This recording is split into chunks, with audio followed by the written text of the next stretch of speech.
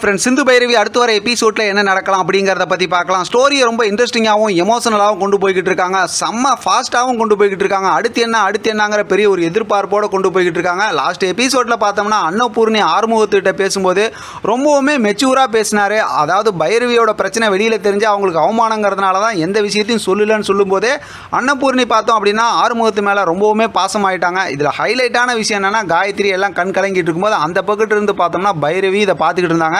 ஆக்சுவலாக சொல்லணுன்னா பார்த்தோம்னா ஆறுமுகம், பைரவி, அன்னபூர்ணி இவங்களோட ஸ்டோரி ரொம்பவுமே ஸ்ட்ராங்காக வந்து ஸ்கிரிப்டை கொண்டு போய்கிட்டு இருக்காங்க இந்த கதையை பொறுத்த வரைக்கும். இன்னொரு பக்கத்து நம்ம சிவா சிந்துவை பற்றி சொல்லவே தேவையில்ல, செம்மையாக ஹைலைட்டாக கொண்டு போயிட்டு இருக்காங்க அவங்களோட ஸ்டோரி அப்படின்னு தான் சொல்லணும். ஏன்னா லாஸ்ட் எபிசோடில் செம்ம சுவாரஸ்யமாக இருந்துச்சு. லாஸ்ட்டாக வந்து டாக்டர்கிட்ட பிரச்சனை பண்ணாங்க. அதை தான் நான் கூட சொல்லியிருந்தேன். சும்மா எனக்கு இப்படி ஒரு ஆசை, அந்த மெர்சல் படத்தில் பார்த்தோம்னா டாக்டர் அடிக்க மாட்டார் அப்படிங்கிறபோது சொல்லும்போது கையை சுருட்டி விட்டு போட்டு அடின்னு சாத்துவார்ல கடைசியில், அந்த மாதிரி பார்த்தோம்னா அந்த சம்பத் மாறனை அடித்து பறக்க விட்டாருன்னா நல்லாயிருக்கும். ஆனால் அப்படிலாம் சண்டை நடக்கிறதுக்கு வாய்ப்பு இல்லைன்னு தான் நான் நினைக்கிறேன். ஏன்னா இப்போ நிச்சயதார்த்தம் அப்படி இப்படின்லாம் நடந்தாகணும் இல்லை, அதனால் மிரட்டி மட்டும் விட்டுருவாங்க அப்படிங்கிற மாதிரி யோசிக்க தோணுது. ஆனால் எது எப்படியோ பார்த்தோம்னா சும்மா ஒரு காமெடிக்கு சொல்கிறேன். அதாவது பிடுங்குற ஆணிலாம் தேவையில்லாத ஆணி தான். அதே டைலர் அதே காசு அப்படின்னு சொல்லுவாங்களா, அதே டைலர் அதே காசு, பருத்தி மூட்டை குடோன்லேயே இருக்கட்டும் அப்படின்லாம் ஒரு சில காமெடி சொல்லுவாங்களா, அந்த மாதிரி எப்போ பார்த்தாலும் ஸ்னேகா வந்து சிவா கிட்ட பண்ணுற பிரச்சனைலாம் அதே மாதிரி ஒரே மாதிரி தான் இருக்குது. ஏதாவது ஒரு தடவை நல்லா புரிகிற மாதிரி பாஷையில் சொல்லி விட்டாருன்னா அதுக்கப்புறம் அந்த ஸ்னேகாவோட டார்ச்சர் இருக்காது. ஏன்னா லாஸ்ட் எபிசோடாக இருக்கட்டும், இந்த ப்ரொமோவில் இருக்கட்டும், வந்ததுமே நீ எப்போ சிந்துவை டைவர்ஸ் பண்ண போகிற, என்னால் அதெல்லாம் விட்டு கொடுக்க முடியாது, நான் சிந்துவை சும்மா விட மாட்டேன், இதெல்லாம் என்ன சின்ன குழந்தைங்க பேசுகிற மாதிரி சொப்பு வச்சுக்கிட்டு விளாட்ற மாதிரி இருக்குது. செம்ம இரிட்டேட்டாக இருக்குது அது கேட்கும்போதே. அது மட்டும் இல்லாமல் சிவா வந்து நீ சிந்து எதுவும் பண்ணிடாதான்னு சொல்லிக்கிட்டு இருக்காங்க.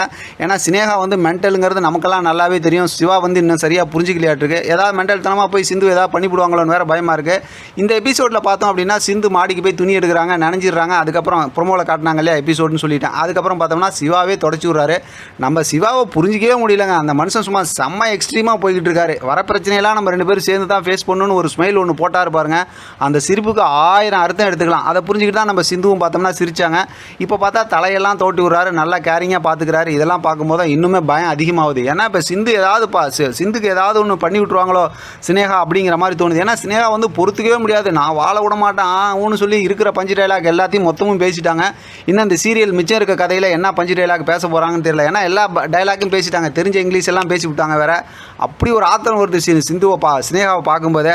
அதனால் அடுத்து ஸ்னேகாவால் சிந்துக்கு எதுவும் பிரச்சனை வராமல் இருந்தால் நல்லாயிருக்கும் கதையில். இன்னொரு பக்கத்து நம்ம ஆறுமுகமும் பைரவியும் இனிமேல் சேர்ந்து வாழ்கிறதுக்கு உண்டான அந்த ஒரு மூமெண்ட்டை கொஞ்சம் கொஞ்சமாக கதைக்குள்ளார கொண்டு வருவாங்க.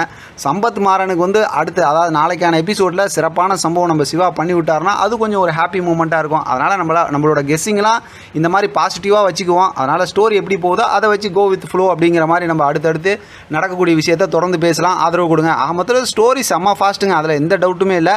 வெயிட் பண்ணி பார்க்கலாம் அடுத்து என்ன நடக்குதுன்னு. இதை பற்றின உங்களோட கருத்து கமெண்ட் பாக்ஸில் தெரியப்படுத்துங்க. தொடர்ந்து ஆதரவு கொடுங்க. தேங்க்யூ ஃப்ரெண்ட், தேங்க்ஸ் ஃபார் வாட்சிங்.